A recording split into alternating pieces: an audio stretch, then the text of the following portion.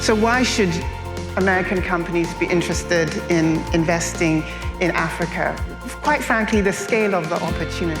95% of consumers are outside of the United States. Economy on the continent. There are some 600 American companies operating here in South Africa, employing about 225,000 people. Diplomacy leads, by definition, broadly in the conduct of our foreign affairs. And in Africa, it leads specifically for the purpose of strategic competition. Ultimately, what is sustainable is what we have always done. It's good governance, it's development, it's prosperity, it's a horizon of hope for citizens of those countries and for those in the international community. Good morning, everyone. And thank you again, Sean, for those introductions. And welcome to our hybrid panel today, where we are engaging not only in the room live, but also from the continent of Africa. I'm excited to learn with all of you this morning about our America's strategic investments on the continent. So let's get to it. I'm gonna start first. Good to see you, Ambassador Brigady. Raise high.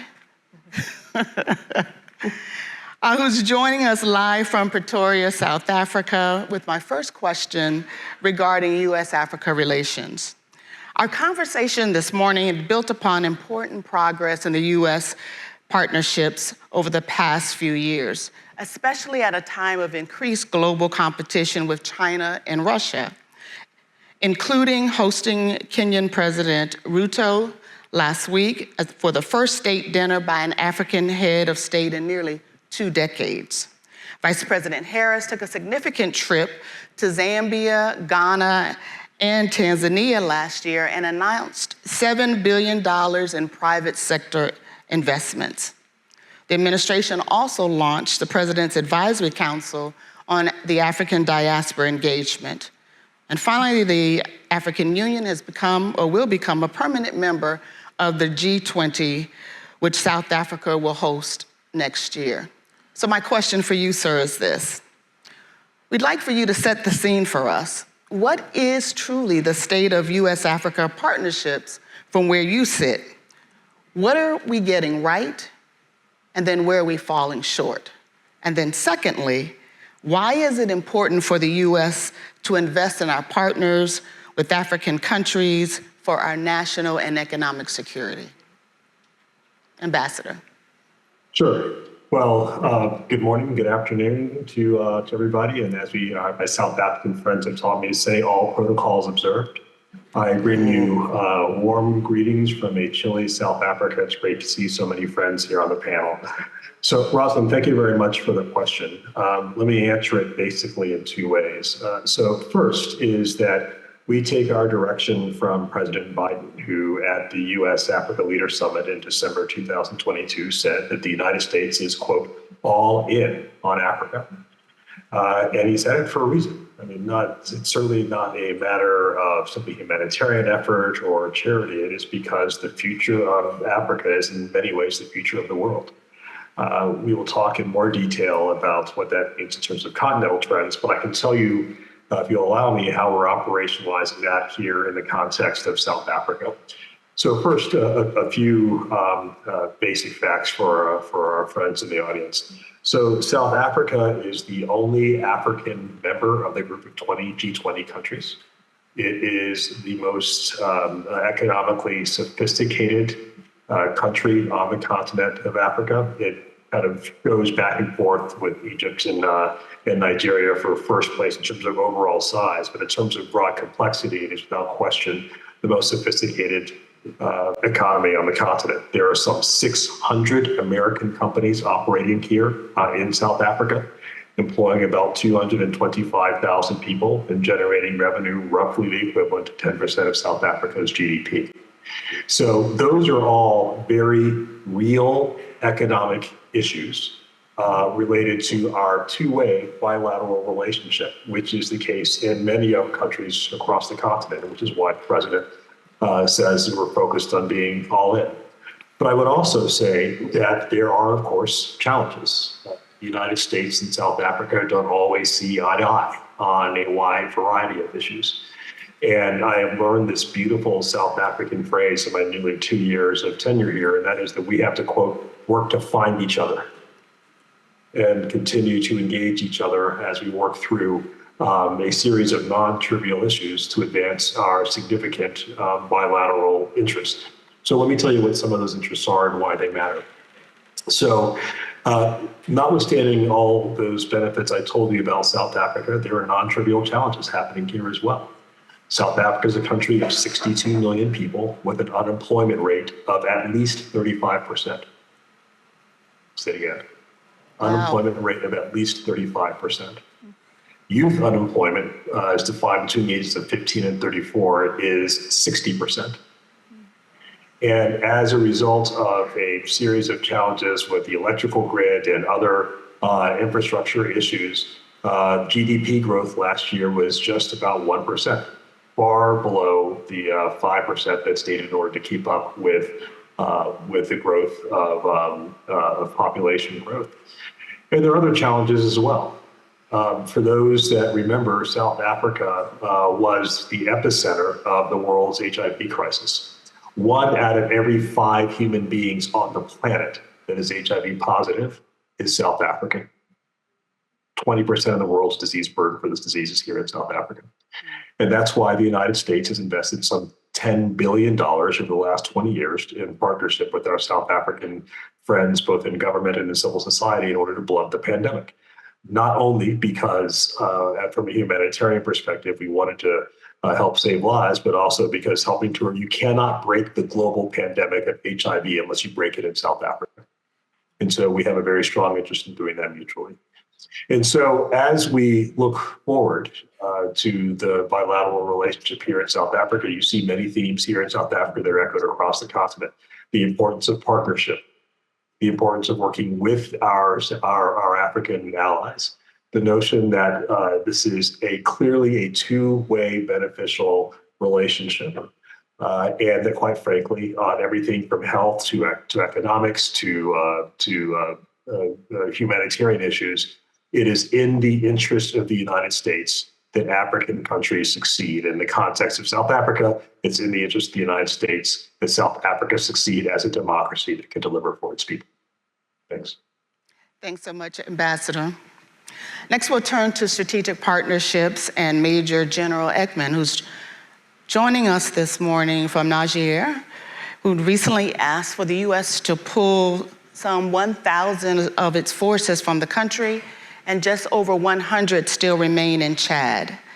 These U.S. forces were vital to the counterintelligence efforts in the region, and unfortunately, Russian forces are filling the vacuum in our absence. The question for you, sir, can you give us a threat assessment of the continent? What, where, and who is keeping you and your colleagues up at night? And secondly, how is AFRICOM participating with African governments to address these threats, especially in the light of complicated politics on the ground? Well, Rosalind, thanks for moderating this panel, and it's my privilege to join you from Niger, where my current job is to achieve the safe, orderly, and responsible withdrawal of 1,000 U.S. forces, as you mentioned. And then the follow-on to that is a redistribution of U.S. forces in West Africa, where our U.S. national security objectives have not changed. You know, you talk about the Nigerian and Chadian cases where Russians have become involved. Frankly, I'm not very concerned about that right now. They're there in small numbers, and the Russians have been longstanding security partners with both nations. I'll talk more about Russian concerns here in a bit. I'm most concerned about the diminishing U.S. competitive advantage in a multipolar world among increasingly non-aligned partners in Africa. This sets the fulcrum for leveraging our AFRICOM means and ways as a posture-limited theater focused on security cooperation. So by direction, U.S. AFRICOM is a counter-VEO command. We're almost completely pursuing the disruption of select VEOs through partner-led, U.S.-enabled operations. Al-Qaeda and ISIS affiliates drive our focus primarily in East and West Africa, where we had some recent successes in East Africa last week. We prioritize averting these threats to the U.S. homeland and other vital interests.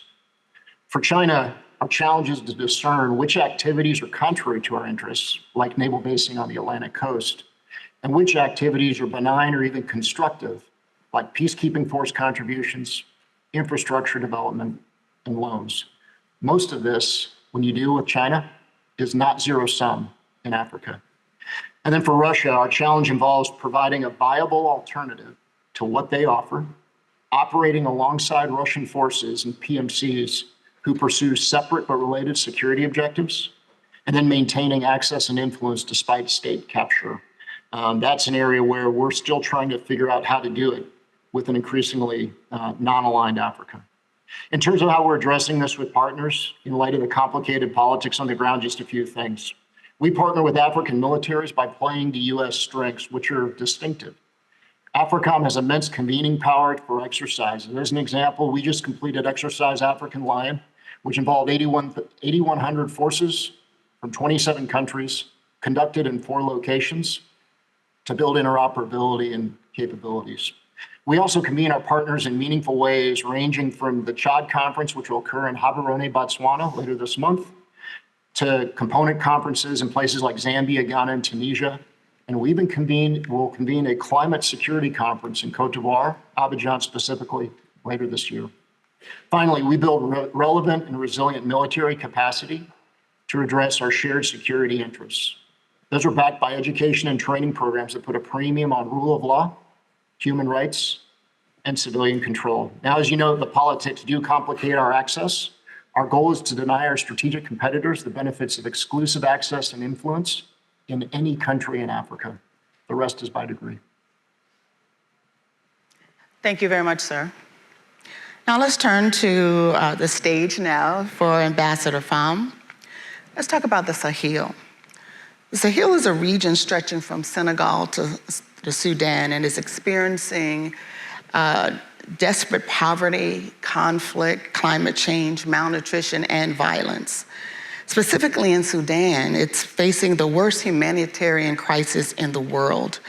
I was just shocked when I read the statistics that more than 8 million people have been displaced, and 18 million are facing acute food insecurity, and it's believed that more than 700,000 children are severely malnourished. And yet, these headlines don't seem to be breaking into the news cycles. So, sir,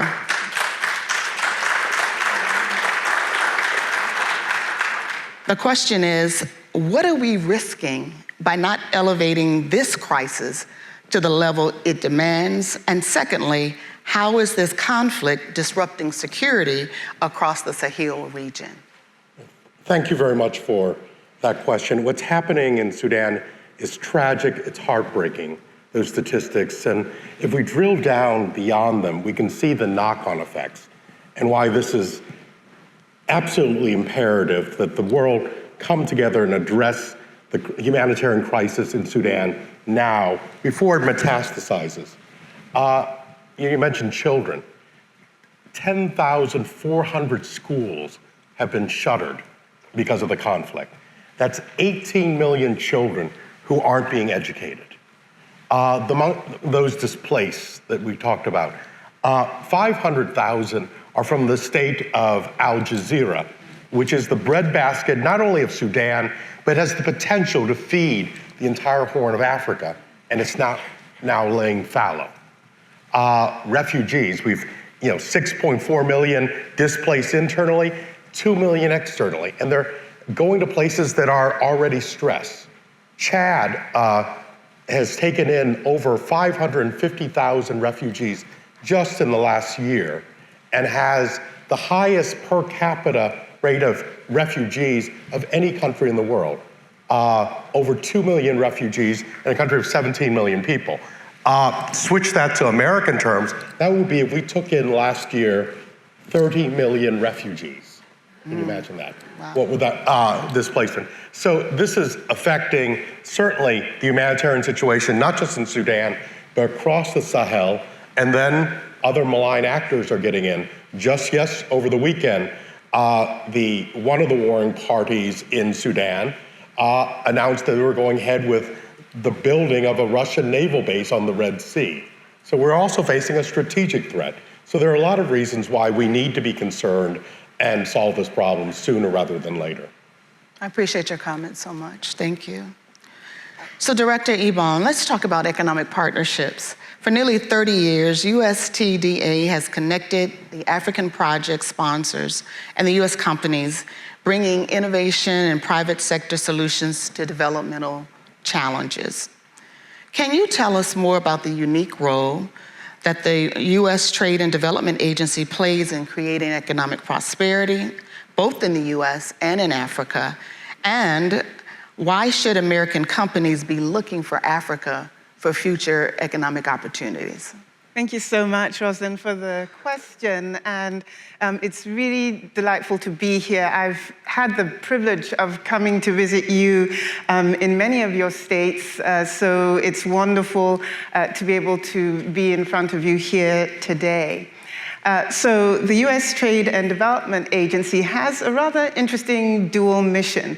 We are tasked with supporting the development of high-quality, sustainable infrastructure in emerging economies, and in the same time, providing export opportunities for US companies to the projects that we support. Think about it as the practical application of the foreign policy for the middle class that National Security Advisor Jake Sullivan and Liz Schreier were just discussing. It is a very tangible way in which we meet those two needs. So we focus on areas of priorities for our emerging country partners, but also where the United States is strong: clean energy, transportation, digital infrastructure, and healthcare infrastructure. And how do we do our work? We look for gaps and try to fill them. So to stand up an infrastructure project at large scale is extraordinarily expensive. Even before a single shovel is put in the ground, a project developer can spend millions and millions of dollars. So this is where the US Trade and Development Agency comes in. We provide grant funds for feasibility studies, technical assistance, pilot projects, the kinds of activities that can well define an infrastructure project, but also access financing, mobilize capital for that project to be stood up. It is also important for competition, because if we as US companies are in early, and a US firm will always do that project preparation work, then when it comes time to implement, we stand a good chance of competing. We stand behind the quality of our innovation, our solutions, our technologies. And actually the model works, because for every grant funds, of every dollar of grant funds that we provide, we see currently a return of $231 in US exports. Over the time frame of the agency, which we were founded in 1992 as an independent agency, we have seen $119 billion of exports to the projects that we support. So you can do good in the support of quality infrastructure, and you can absolutely have economic success at home. Exports support jobs, and so this is why we do what we do. So why should American companies be interested in investing in Africa? Quite frankly, the scale of the opportunity. We know there's a well-worn statistic: 95% of consumers are outside of the United States. Africa has the fastest growing population, especially young people. And so that scale of economic growth, population growth, there's a huge push to integrate both regionally and across the continent. And that kind of integration is going to produce so much opportunity, and we need to be there. Great, thank you so much. Let's turn back to Major General Ekman. Top military leaders and veterans are some of the first to call for investments in diplomacy and development and progress to keep our service members out of harm's way. Over recent years, Congress has heard testimony from America's leading military voices, combatant commanders who oversee continents and engagements arenas across the globe. General Langley of AFRICOM told Congress that we need, quote, a 3D approach, which is a toolkit of 1, diplomacy, 2, development, and defense to advance America's interest abroad. So drawing on your experience, why are America's diplomats and civilian international affairs agencies such critical partners with our military to address the global threats our nation faces today? Rosalind, since General Langley made that statement, he just released our theater strategy for the period 2024 to 2033. The central theme for that strategy is promoting unity of effort to build 21st century partnerships. The strategy acknowledges AFRICOM's supporting role for diplomacy, development, and other U.S. interagency departments. It also places African partners at the center of an African partner-led, U.S. and ally-enabled application of our means and ways. And so to answer your question, our interagency partners lead. Diplomacy leads by definition broadly in the conduct of our foreign affairs. And in Africa, it leads specifically for the purpose of strategic competition and also to address foreign disinformation, which is rampant in Africa. Our interagency partners are also preponderant. So just to give a couple examples, the Department of State does more grant security sector assistance than the DoD does. Their proportion of Title 22 funds to educate, train, and equip our partner nations is much more than what AFRICOM through the DoD provides. And then USAID allocates $11 billion per year to Africa for development and humanitarian assistance. And so these partners, these 3D partners, build bilateral ties and they address the underlying conditions. As DoD, we enhance those ties, certainly, but ultimately we enable our partner militaries to address the symptoms. Thanks for your question. Thank you, sir. Director Ebon, let's talk about digital infrastructure. USTDA is one of those critical partners working on the continent, and it recently signed an agreement with a semiconductor facilitation facility in Kenya as part of the CHIPS Act. This partnership and other digital infrastructure programs it's implementing around the world will diversify the digital ecosystem and create linkages to the digital infrastructure supply chain system. Can you tell us more about this work? And what types of partnerships are needed to bolster this infrastructure to keep America safe? Thank you so much. Well, this all stems, I will say, just to provide a little bit of context, in the Biden administration's launch of a Digital Transformation with Africa initiative, which was launched during the Africa Leaders Summit at the end of 2022. And we have all been in the interagency working diligently to bring result to that initiative. As the Major General mentioned, we are working in partnership with our sister agencies. So the work of USAID in opening the digital, to being able to sort of actually attack that digital divide, particularly amongst gender, amongst women, through an initiative with the Gates Foundation, work that we have done, work that DFC has done in financing data centers in 3 countries in Africa. All of this work is happening to make sure that we ensure our security. And I'll tell you how. For us, we have worked in this area of fiber optic cables. It's very important. A lot of data is sent through these systems. And so to be able to secure that with partners in Africa is key. And I think I would also be remiss if I didn't mention the use of technology like Open RAN to help rural access in remote communities, projects that we are working on as well. So the whole digital infrastructure space is a critical one. It is one of security, but it's also one of access. And the access that communities will be able to achieve helps that economic growth. Great. Ambassador Pham, we've seen a spat of coups across the Sahel and a challenge to democratic ideals. Can you quickly tell us, why are we seeing this democratic backsliding in the Sahel region? Well, not to condone coups or extra constitutional changes of government, but one needs to look at what came before. And in many cases, when I was special envoy for the Sahel, one mantra that I kept repeating was that there will be no solution without resolving the crisis of state legitimacy. That having governments in place that provide basic services, protections to their citizens and are able then to have their loyalty. And unfortunately, that's an ongoing iterative process.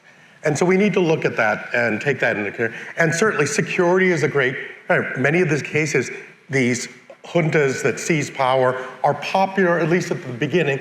They offer a simple solution. Now, I would argue it's not sustainable, but it's an easy solution. They promise to provide protection. They may not be able to deliver, but people are seeking that and that security. But what we have to keep in mind is ultimately what is sustainable is what we have always known. It's good governance, it's development, it's prosperity, it's a horizon of hope for citizens of those countries and for those in the international community. Thank you, Ambassador Pham. And then last question to Ambassador Brigidi. Continuing with democracy, South Africa just held its presidential elections last Wednesday, what was seen as South Africa's most closely contested election since the ANC came to power over 30 years ago.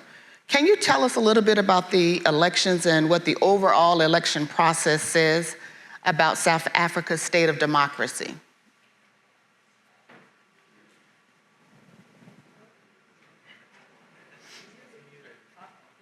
You may be on mute, sir.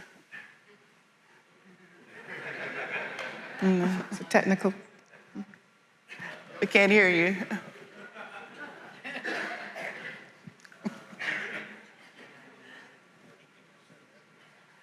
I think we're having technical difficulties at this time. Should we go to the... So I'm not sure if we're going to get you back, but I'll close for you. How about that? Thank you so much for being here. To all of our panel, let's give them a big, big round of applause.